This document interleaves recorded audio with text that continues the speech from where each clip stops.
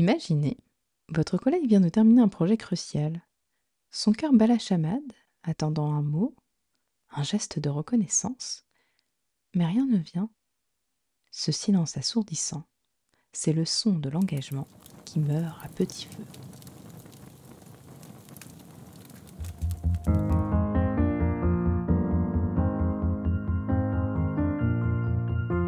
Bon matin, je suis Camille Weberlin et si vous ne me connaissez pas encore, sachez que je suis votre meilleur allié pour faire le ménage dans le joyeux bazar des risques psychosociaux en entreprise. Vous écoutez Penser l'entreprise, le podcast qui ne recule devant rien pour démystifier et dynamiter les tabous du monde pro.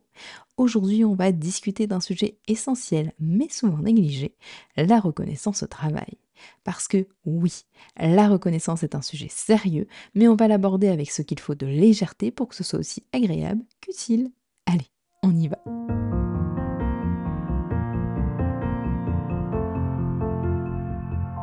Je sais, les journées sont bien chargées pour les managers et parfois dans ce tourbillon quotidien, la reconnaissance passe au second plan. Et j'entends souvent des phrases comme «J'aimerais bien le faire, mais je suis tellement débordée». Ou encore «Ce sont des professionnels autonomes, ils n'ont pas besoin de feedback constant». Puis, il y a aussi cette petite réflexion qui revient souvent. On donne déjà des primes, ça devrait montrer qu'on les valorise quand même, non? Ces réponses en vrai, elles me touchent parce qu'elles montrent une vraie envie de bien faire. Mais elles passent à côté de l'essentiel. La reconnaissance, ce n'est pas cocher une case ou donner un bonus une fois par an. C'est la façon dont chaque jour on montre aux gens qu'ils comptent. Parce que franchement, qui ne voudrait pas se sentir réellement reconnu pour sa contribution? Et justement, tiens, en parlant de contribution, comment on fait pour reconnaître concrètement cette contribution? Comment on fait pour que la reconnaissance soit plus efficace et impactante? Première règle d'or, le timing.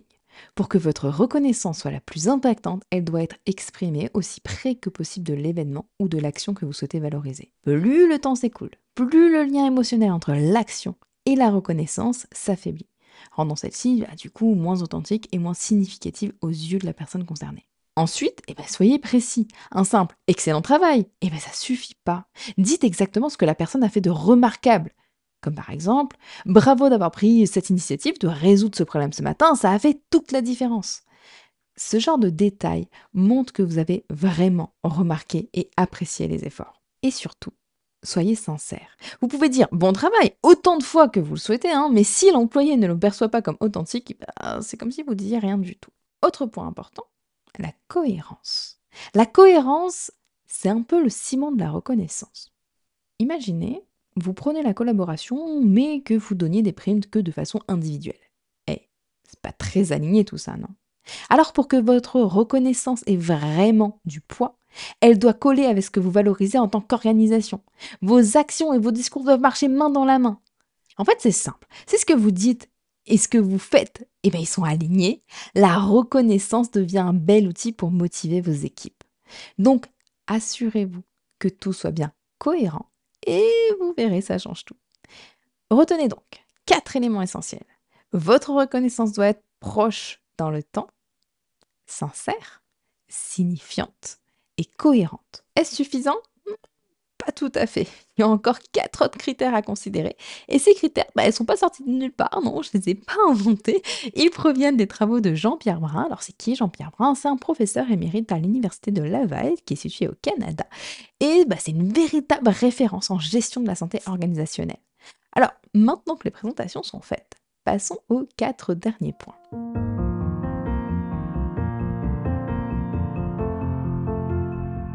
Qui dit reconnaissance dit souvent supérieur hiérarchique. Et c'est vrai que recevoir un bien joué de son manager direct, ça touche plus parce qu'il connaît bien votre boulot, vos galères et vos réussites. Mais attention, ça ne veut pas dire que la reconnaissance d'un cadre supérieur plus éloigné n'a pas d'impact. Au contraire, en fait, félicitations d'un dirigeant, c'est un peu comme recevoir un coup de projecteur là d'un coup en pleine figure. Ça fait du bien et ça booste la fierté.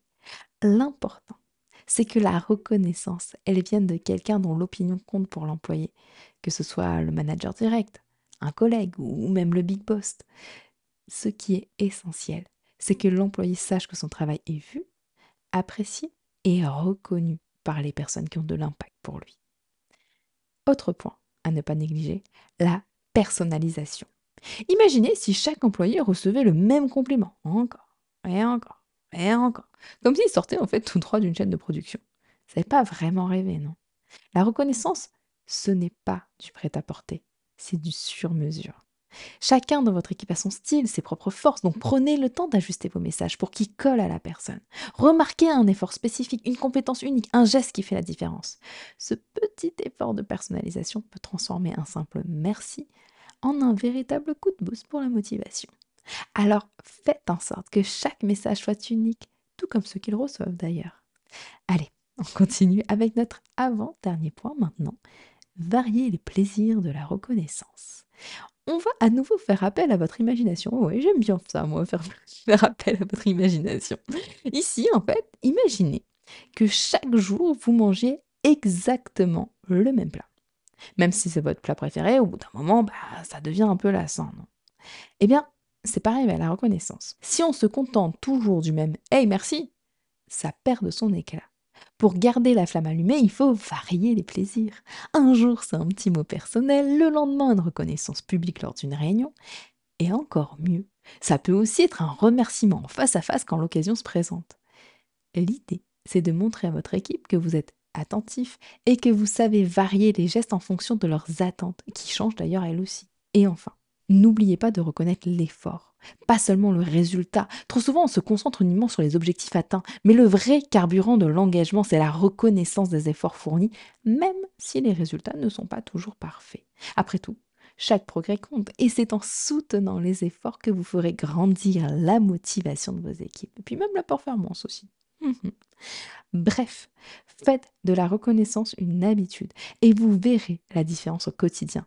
Transformez ce simple bon travail en un hey, bravo à toi pour avoir pris cette initiative ce matin, ça a vraiment fait la différence pour nous.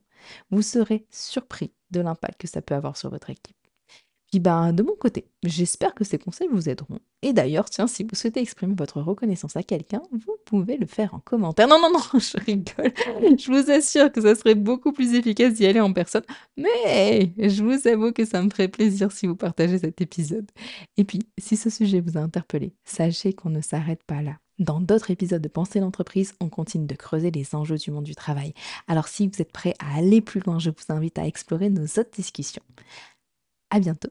Et d'ici là, prenez soin de vous, prenez soin de votre équipe et gardez le cap sur l'essentiel.